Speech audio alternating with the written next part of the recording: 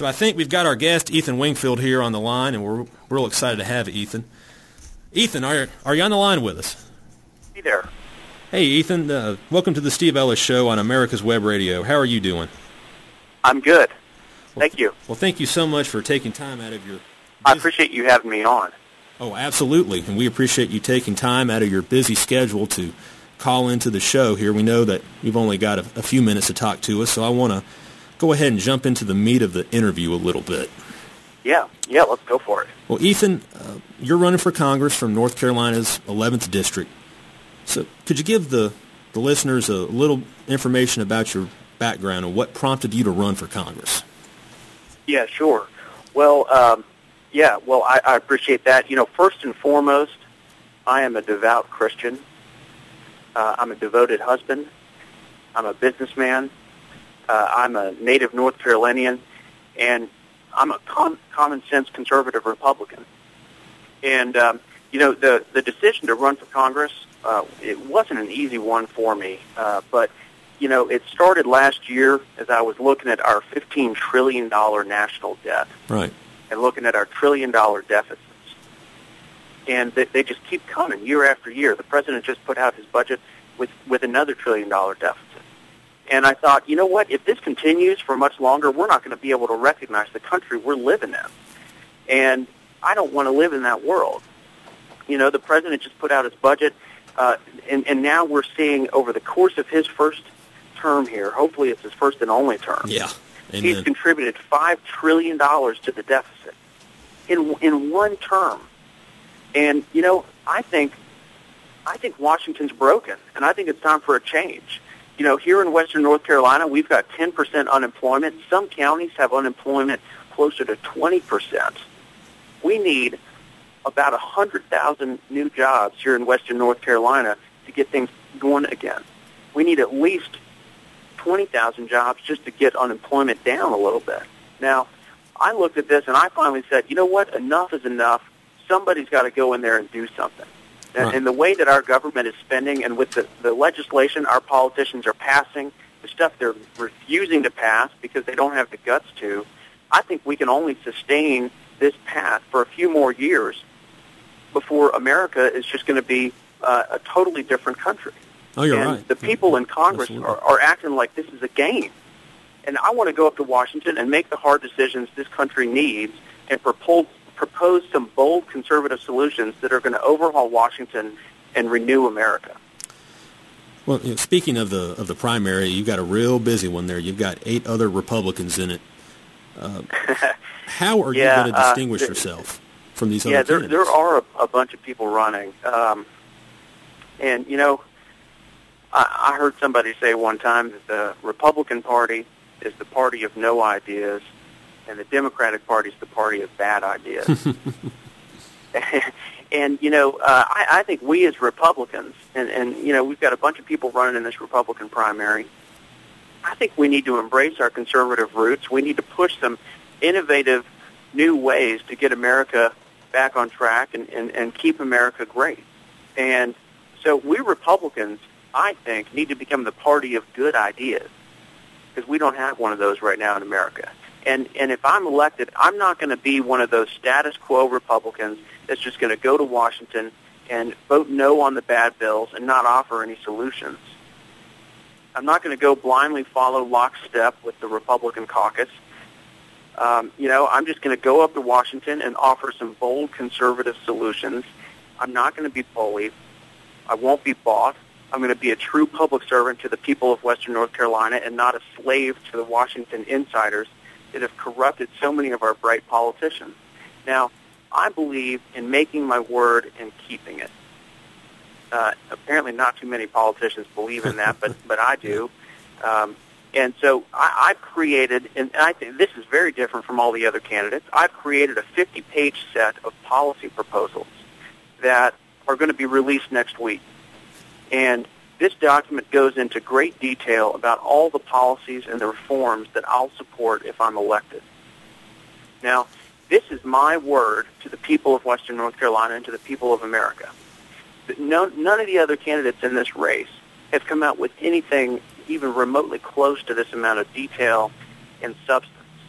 Now, I think everybody else in this race, they're hoping to get elected on sound bites, and I think that's just wrong. Our political system can't function on sound bites because we've seen over the last few years what that's gotten us. Right.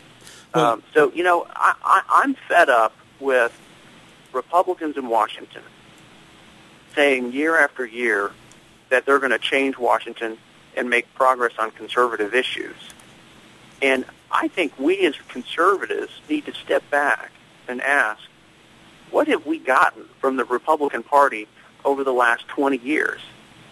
You know, Republicans keep talking about we want to cut taxes, we're going to cut spending, we're going to get the economy going, grow jobs, we're going to, reduce the number of abortions, we're going to protect marriage, all these things. Well, what progress has actually been made on these issues as conservatives? And I'd say not much. And, right. and so I think, a true good Republican candidate needs to step up and actually, be willing to take on these issues. Well, you've talked a lot about issues, but tell me what you think the most pressing issue facing our country is right now, and what would you do to fix that issue, that problem we're facing? Yeah, well, it's complicated. I think, I don't think there's just a single issue. I think it's actually several issues that are intertwined.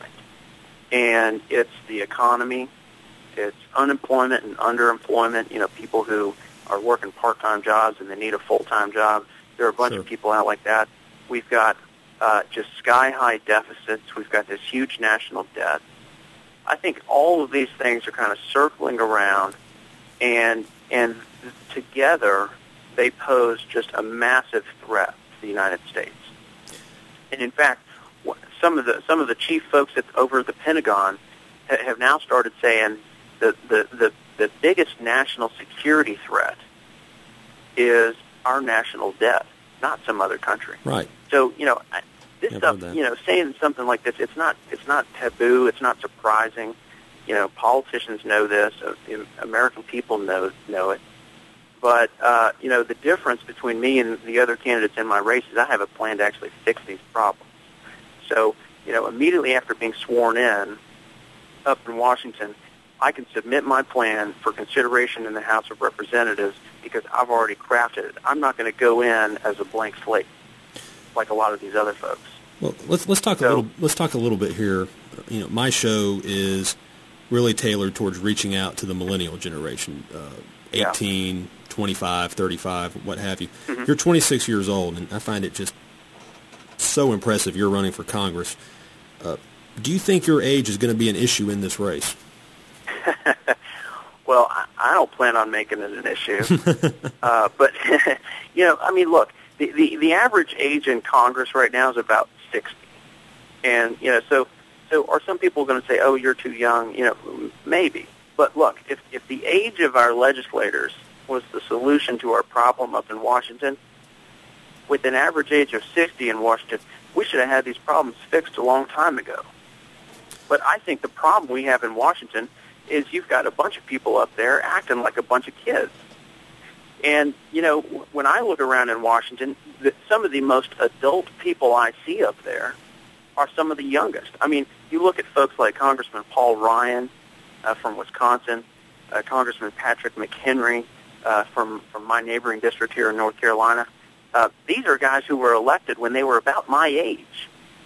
And, beyond that, I've had some really good life experience that I think really helps prepare me to be the next congressman. I've created a successful small business. I've worked as an advisor to the CEO of a major Fortune 500 company. I've helped create thousands of jobs. I've been active politically since I was a child. I've volunteered for numerous campaigns and held leadership positions within a bunch of different Republican and conservative organizations. So, look, I hope it's not an issue, but I'm happy to talk about it if it is. Well, when I was doing a little research on you, I saw that you came out with a statement about the Ten Commandments being displayed in a Newland, North Carolina town hall. Could you tell me a little more about that? Yeah. This is unbelievable to me. There's an atheist group in Wisconsin, and and they sent a letter to the town of Newland, this small town in the hills of western North Carolina, saying, we know you've got the Ten Commandments up in your courthouse, and we are demanding you take it down. It's just ridiculous. You know, a bunch of atheists up in Wisconsin thinking they can tell the people of Newland whether or not they can have the Ten Commandments up and outside the clerk's office of their courthouse.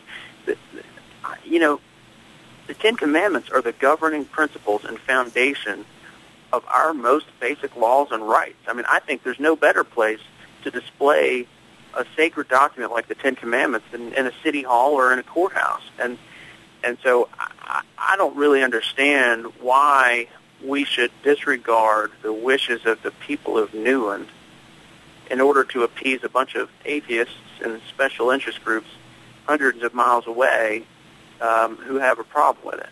And so I'm more than proud to stand with the people of Newland in defense of the Ten Commandments. And if I'm elected to Congress, I will happily support legislation that would enshrine this practice in law.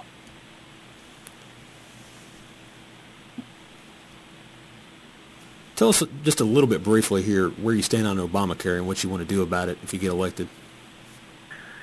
Yeah, well, gosh. You know, the bottom line is we've got to repeal it. It's bad policy. You know, health care in the United States, the system is broken.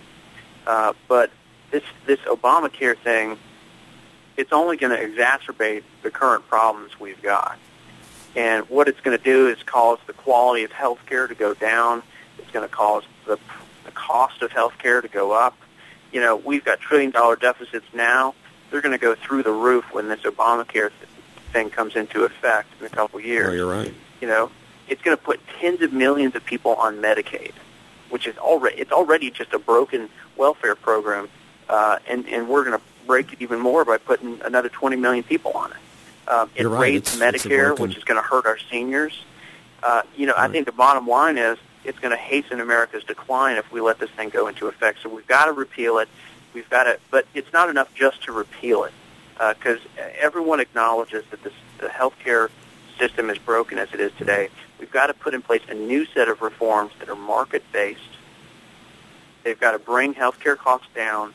We've got to improve the quality of healthcare.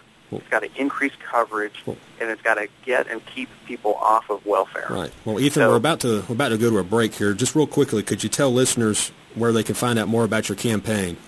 Oh, yeah. You can visit my website, ethanforcongress.com, and we're about to launch our new website. It's going to have all the information on there with our 50-page policy proposal and everything. Get on there. You can find us on Facebook as well, facebook.com/EthanForCongress. And we'd love to meet you and learn more about you and get you involved in our campaign. And I really appreciate the chance to join your show here today. Well, thank you so much, Ethan. And you've been listening to Ethan Wingfield here on the Steve Ellis Show, only on America's Web Radio.